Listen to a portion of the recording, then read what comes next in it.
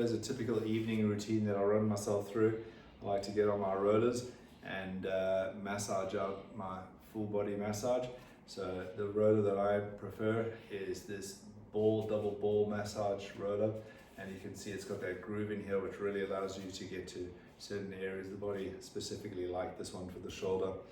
Quite like this knobbly one too, because it really digs in and lets you feel where the tight areas of the body are.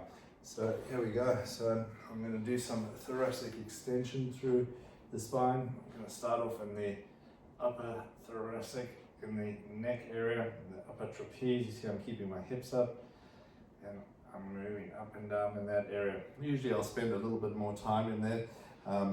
This is a roller that you can use, but this is always my go-to, the double roller, because now it's on either side of the spine and running those muscles that run nice and parallel up to the spine. So this is fantastic because I'm able to get right up in the area of the neck that can carry a lot of tension. So lifting the hips up, breathing through the nose. Really use your breath work to calm your nervous system down. If you hold your breath and then do that, you're just going to stress up and you're not going to get the proper release out there. So we're going to move into the upper thoracic area. Nice breathing through the nose, moving up into the upper thoracic. This is an area that can get really tight. So you see I'm keeping my tailbone down. I'm trying to leverage my spine open to really open up those fibers and can get really locked up and tight from sitting down, looking at phones, computers, just hunching over.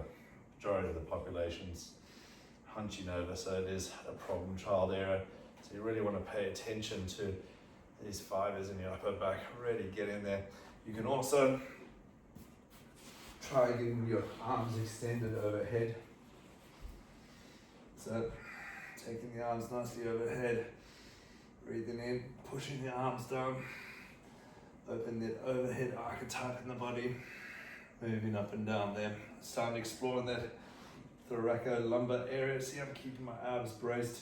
I'm not a big fan of laying over the roller like this with your lumbar spine and arching the lower back. I feel like you can really push the facet joints into the lower back there, hyperextend them. So for me, it's a no-go zone. I would really make sure and advise that you keep your abs super tight and roll in like that. You're better off, if you want lower back releases, to stay in this thoracolumbar fascia area.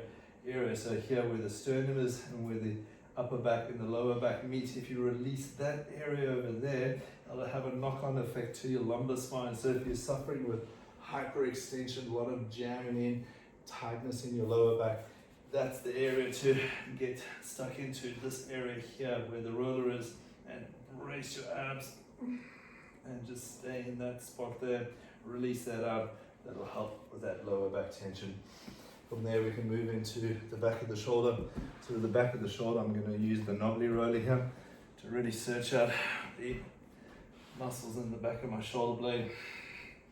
Moving up and down, finding where are the knotty areas in there. Searching up and down with there. You're bound to find something in here. So you can go into the shoulder blade. Just in between the shoulder blade and the spine is also a good area to target. So we'll go back to the original roller and do the other shoulder blade. So you can see how I'm taking the one part of the roller, taking it in between the shoulder blade and the spine, and targeting that area right there.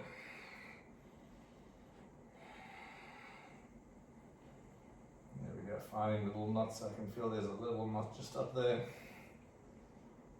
There we go, really getting into it and greasing the groove, rolling the dough. It's like rolling dough, rolling and kneading the knot out of the muscle. Feeling the knot releasing.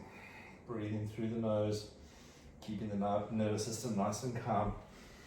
Moving in to the lat area and going into those lats, finding where the tightness is, extending the arm overhead, searching up, loosening up those fibres in the lats there. Obviously move into the other side too. And again, searching out the knots, finding where the tightness is, moving up and down there, releasing it up, loosening that up. Okay, then we're going to get into the shoulders, going to the front of the shoulder. I'll see here, stacking the knees underneath the hips. You don't want to be too far back like that or too far forward. This is a good happy medium. Find the pressure, drive down in there, work the front of the shoulder, really driving back and forth, finding that release point in the front of the shoulder, searching out the knots. This is an area that can get real tight, so spending a bit of time on your shoulders is a good idea on this one. Try it on the other side, leaning forward and down, really targeting in and out of that shoulder area, finding the knots, searching, releasing, big releases.